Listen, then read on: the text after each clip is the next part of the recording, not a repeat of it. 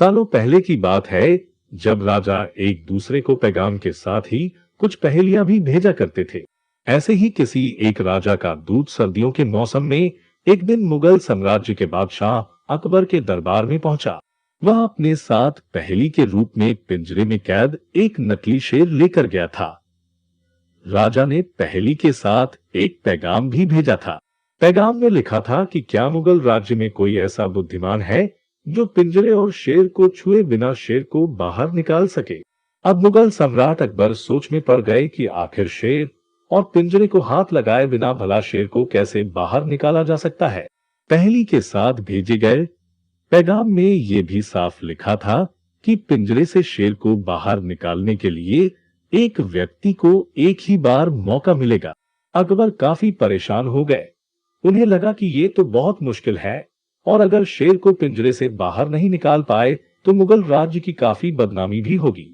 ये सब सोचते सोचते उन्होंने दरबार में मौजूद सभी की तरफ देखते हुए पूछा, है कोई जो इस पहेली को सुलझा सके। लेकिन हर कोई इसी सोच में डूबा था कि आखिर ये संभव कैसे हो सकता। अकबर के पूछने पर जब किसी ने जवाब नहीं दिया तो उन्हें अपने वजीर बीरबल की याद आने लगी, जो सभा में मौजूद नहीं थे। उन्होंने तुरंत दरबान को भेजकर बीरबल को दरबार में हाजिर होने का आदेश भिजवाया, लेकिन अफसोस बीरबल किसी सरकारी काम से राज्य से बाहर गए हुए थे। रात भर अकबर इसी सोच में डूबे रहे कि आखिर पहेली को कैसे सुलझाया जाए। दूसरे दिन फिर दरबार लगा, लेकिन बीरबल की कुर्सी खाली देखकर अकबर उदास हो गए। बादशाह ने एक बार फिर दरबारियों से पूछा, क्या किसी के पास इस शेर को पिंजरे से बाहर निकालने की कोई तरकीब है। इतने में एक दरबान अकबर के सामने आया और उसने शेर को पिंजरे से निकालने की कोशिश की, लेकिन वो नाकामयाब रहा। दूसरे दरबान ने पहेली को सुलझाने के लिए एक जादूगर को बुलवाया, लेकिन वो भी विफल रहा। कोशिश करते करते शाम होने को आई, तभी बीरबल दरबार में पहुंच गए। अकबर को परेशान देखकर बीरबल ने पूछा, क्या बात है सम्राट, आप इतने परेशान क्यों हैं? बादशाह ने तुरंत शेर से जुड़ी पहेली के बारे में बीरबल को सब कुछ बताया। अकबर ने बीरबल से पूछा, क्या तुम इस शेर को पिंजरे से बाहर निकाल सकते हो? बीरबल ने कहा, हाँ, मैं कोशिश कर सकता हूँ। अकबर बहुत खुश हुए, क्योंकि मुगल साम्राज्य में बीरबल के जैसा बुद्धिमान और चतुर दूसरा कोई नहीं था। शेर को पिंजरे से बाहर निकालने के लिए बीरबल ने अकबर से कहा कि उन्हें 2 सुलगती हुई लोहे की छड़ रस्सियों की आवश्यकता है। शहंशाह ने तुरंत इसकी व्यवस्था करने को कहा।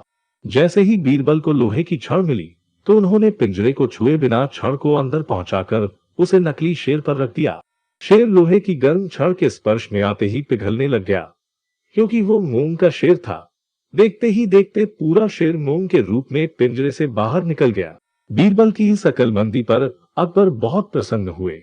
उन्होंने बीरबल से पूछा, अरे आखिर तुम्हें पता कैसे चला कि ये पिंजरे के अंदर मूंग का शेर कैद है? बीरबल ने एक बड़ी ही नम्रता से जवाब दिया, हजूर, बस शेर को गौर से देखने की जरूरत थी।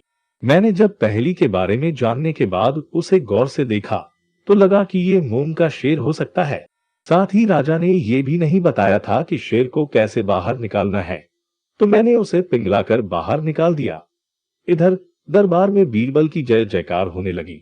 उधर पहेली लेकर अकबर के दरबार पहुंचा राजदूत अपने राज्य वापस लौट गया और बीरबल के इस कारनामे के बारे में राजा को बताया। कहा जाता है कि उस दिन के बाद से राजा ने ऐसी पहेली भेजना छोड़ दिया था। मूंग का शेर कहानी से सीख, अक्लमंदी से सब कुछ संभव है। हर जगह बल नहीं बल्कि बुद्धि का प्रयोग किया जाना चाहिए। दिमाग से हर समस्या का समाधान हो सकता है।